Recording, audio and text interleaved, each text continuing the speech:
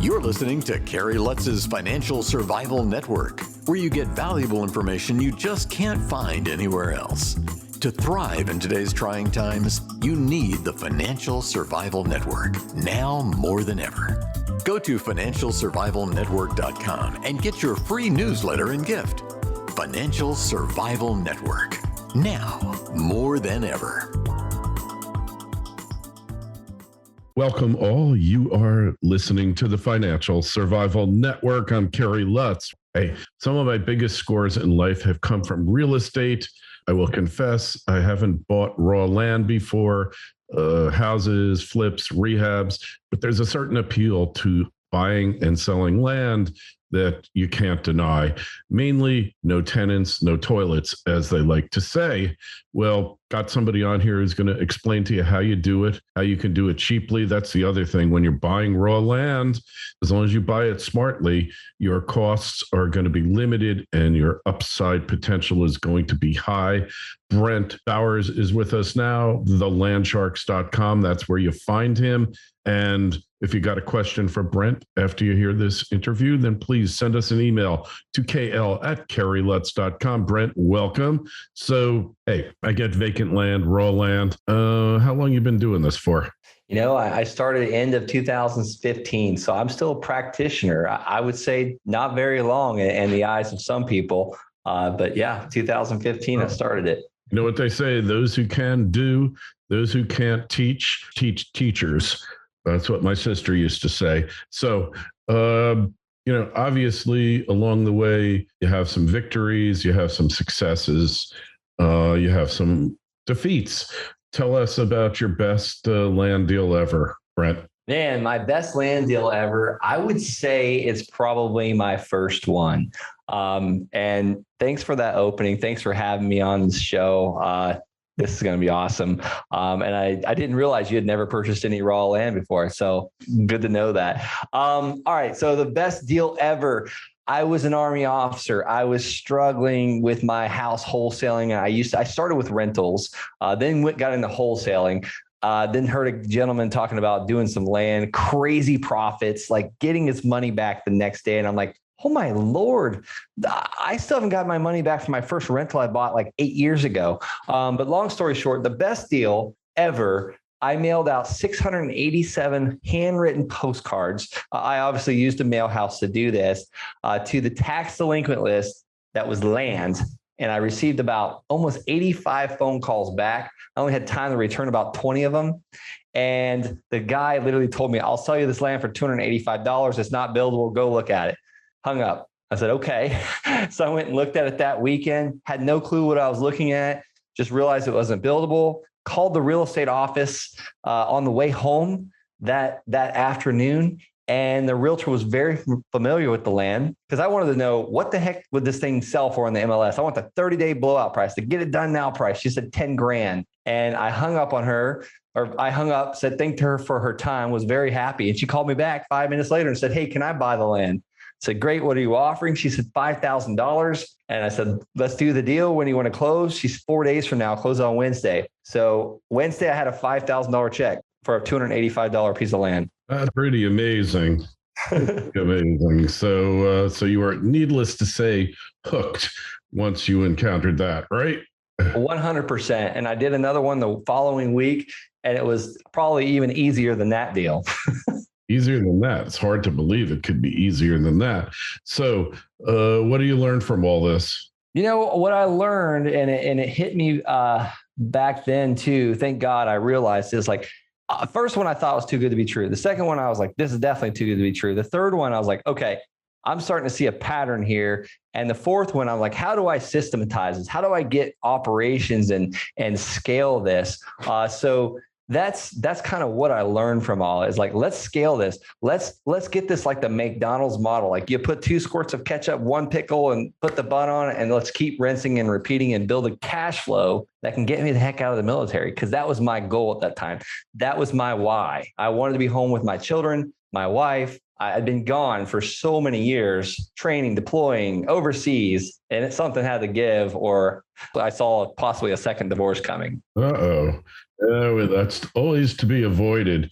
Well, I'm looking here at the Lee County, Florida foreclosure, tax deed foreclosure list. And here the opening bids, the assessed value is 5,100. They're trying to open bid at 9,000. What am I missing here? I don't buy at tax auctions. I have never purchased at a tax auction. I try and catch the landowner before that happens. Lehigh Acres, Lee County, great area.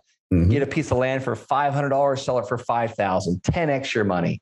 But you're not missing anything. There's a bunch of subdivided land out there, quarter acre, half acre, 1 acre. I'm not personally in that county, but I have students in that county.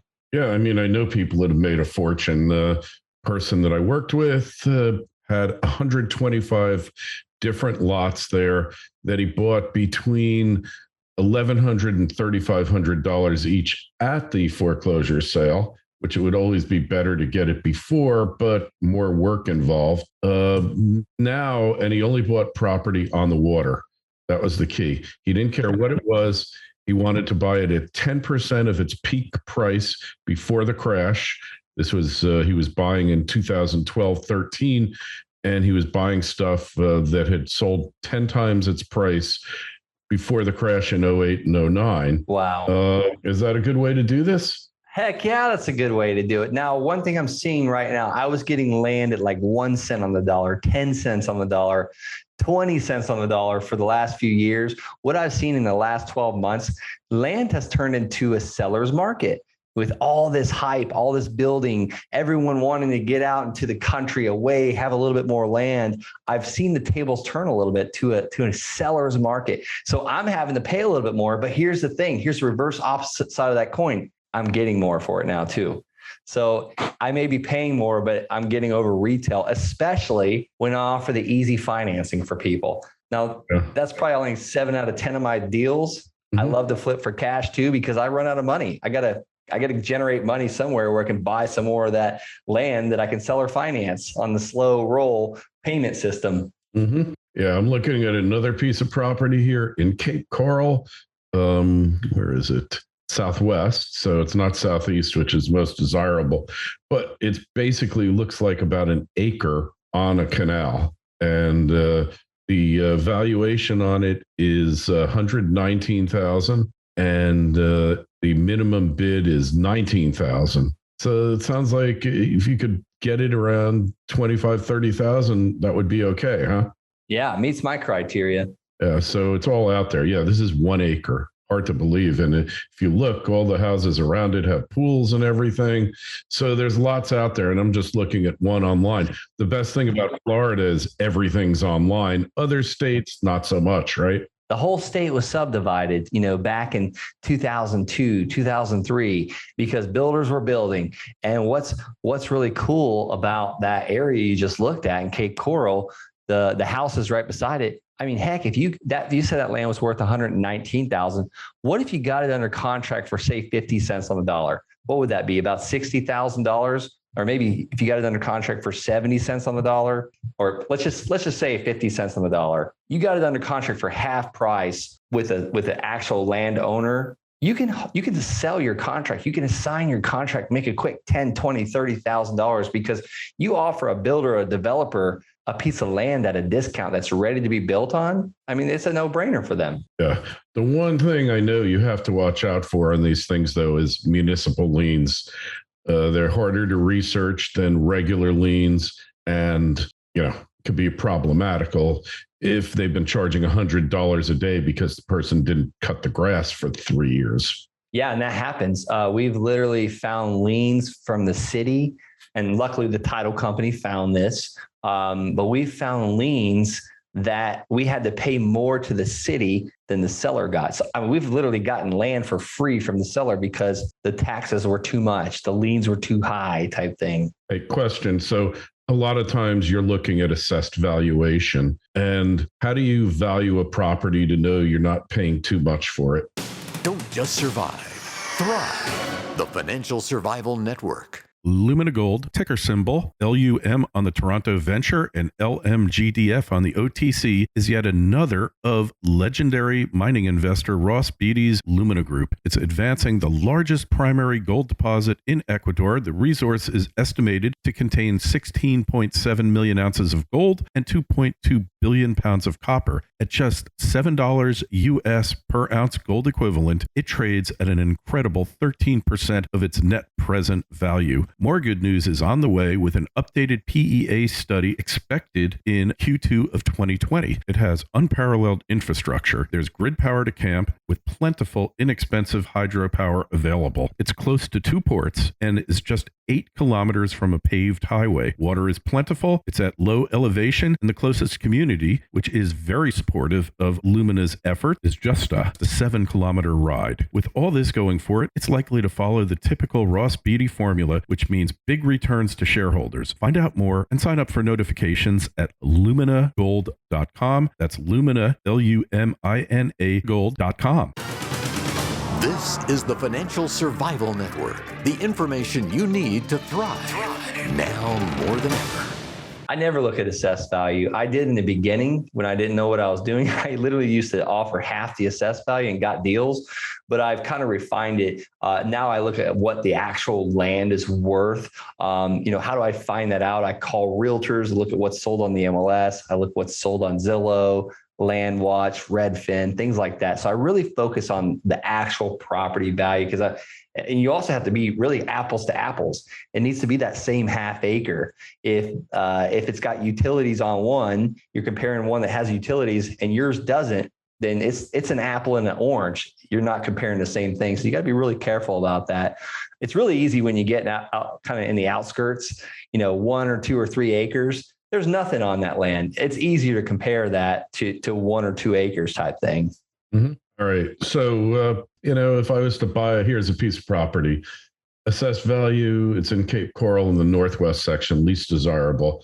Assessed value is $9,000. Opening bid is $1,700. So I know you don't go to the auction, but I don't feel like sending out a bunch of letters and weeding through and having people call and waste my time. So this might be something I would do. How many letters you got to send out to get a buy, to get a sale, or to get once I dial in about 300 to 500 letters. So if I found a deal like that, it's worth $9,000 and I can get it for $1,700. That's an absolute no-brainer for me. I mean, that's a 5x return.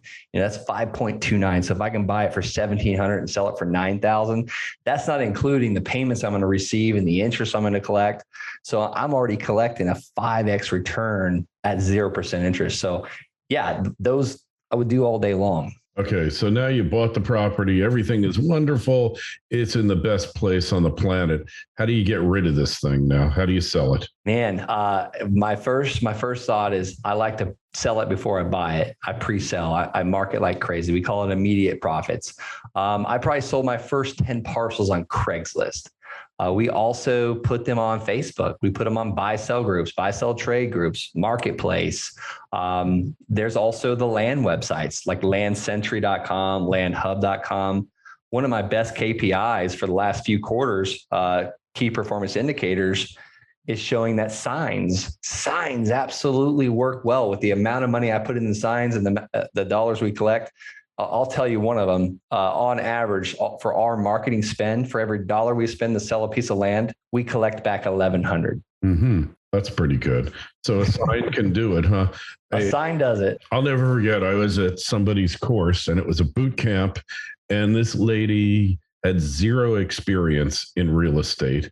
And she bought 3 properties at the auction, Lee County, online. Didn't know what the heck she was doing, but her one strong point was she could take direction. And the person I'm with said, all right, here's what you do. And she showed her how to put ads up on eBay. Yes. And within 2 weeks, she had doubled her money. And she went back and bought some more, and then couldn't find the person who was giving the course. So she called me, of course, but she had a legal question. And I said, well, this is my friend. I got to take care of him. I can't leave him hanging, even though I should. And, told her what to do because there's different title issues, which I'm sure you address. In Florida, we have what's called a special warranty deed. So it just says, I didn't do anything to screw up the title from when I got it. Then you got a warranty deed, and then you got a quit claim. You selling them mostly by quit claims, or are you doing warranties as well? No, we do a title search. I do a warranty deed. So I stand behind the property. I've done a couple that were special warranty deed that was either required by title or, well, yeah, they were actually required by title to do it that way. But yeah, I do actual warranty deed because I don't want to sell something to somebody that gets caught up. I basically don't want to put anybody in a bad position. I used to buy and sell on quit claim deed until I realized like the difference. Like I had to go through like the school of hard knocks of what a quit claim deed was. Like you said, the seller quits claiming everything. So that $157,000 IRS tax lien comes to me. So yeah, you just really, for the listeners out there, got to be careful of buying this stuff on quit claim and special warranty. I also buy on a warranty deed. So that's my preferred method anyways. Mm-hmm. Yeah, well, getting a warranty deed, that requires assuming that this person actually knows something. And it's hard to get a warranty deed out of buying these. Do you finding people will actually do it for you? Oh, yeah. When we purchase, I would say 9 out of 10 of them will give us a warranty deed all day long. Really? Are you drafting the deed for them, or are they drafting the deed? The ones that so if we close outside of title, which I call it like our kneecap closing, and it's generally when I'm paying $5,000 or less. I've ran the title, I've done owners and encumbrance, yada, yada. I'm not purchasing a title insurance policy. I draft up the deed. I control the whole process. I send my notary because I can't tell you how many deals I've lost by just sending a deed to somebody and they go to their banker and say, why would you sell this thing for $5,000? It's worth 20 or 30 or whatever. So we control that. But yeah, you do send a mobile notary out there to get it. You draft the deed for them. Yep. Okay. All right. Well, the system's definitely viable. How much money do you have to put up to start in this? And where would you tell somebody to start if they're starting today? Well, my first deal, I put $285 up. And what I didn't mention was that was on a Tuesday. I got paid my $5,000 check on a Wednesday. So I gave the seller the cash. Well, actually, I gave him a check. He gave me the deed, which was a quit claim deed at the time. And I brought it to the title company, Land Title, and got my check the next day. So I started with $285. Those postcards cost me probably, since 687 of them out, probably cost me about $250 at 39 cents a piece. So, if someone's got $50 or $60 a week, they can get into this business. I say like Robert Kiyosaki does, don't quit your day job until your business starts producing a lifestyle and the funds that your day job does. Because, I see so many people get into it in the first month. I got to make $5,000 in the first month. Right. Yeah. Well, but so if you can do one per 500, so 2 per 1,000, so it's a low hit rate. Are these people calling you? What are they doing? Do you have to take phone calls or emails? What do you do? So pretty much all the above. When we send out what we call the LOL, the land offer letter. So we send out that offer at 33 cents on the dollar, depending on the area, obviously. Like Cape Coral, I'm not going to get away with 33 cents on the dollar probably. I'm probably going to have to be at around 50 cents on the dollar right now because it's a hot market over there. Sure. Burning hot. Burning hot. That's right. Definitely. So basically, we send them out. We send out the land offer letters and they come back signed in the mail because we give them our mailing address, business reply mail. And then sometimes they'll fax it, believe it or not. We give them a fax number. They'll use faxes? Really? Oh, yeah. Yeah. I get a fax probably every 2 months. No kidding. I don't even have a fax machine. I guess I have a phone number that I could use for faxes. Theoretically, you could use your cell phone. You know what you're doing. But I can't even imagine that. That's pretty funny. Yeah.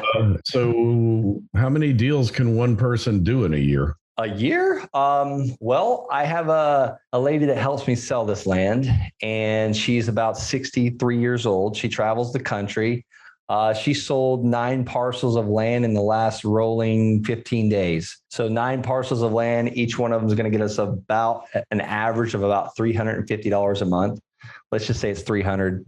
I mean, that's $2,700 additional coming in every month. So it really compounds on itself. So a year's time, if we can do 9 that quick, I mean, you could do 100 of these with a small team. And then I've got an Army officer friend that he just texted me earlier. He's done 6 in the last 30 days while working his Army officer job.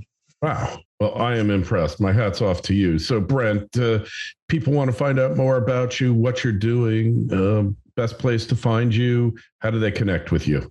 Yeah.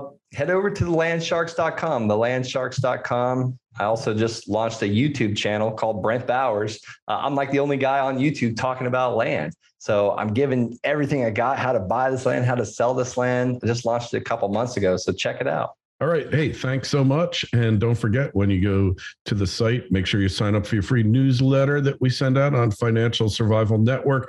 Got questions for Brent? Shoot me an email to kl@kerrylutz.com. I'll make sure you get an answer from Brent. Brent, really appreciate you coming on, and good luck. Thanks, Kerry. Thanks for listening to Kerry Lutz's Financial Survival Network, your solution to today's trying times. For the latest, go to financialsurvivalnetwork.com. Financial Survival Network, now more than ever.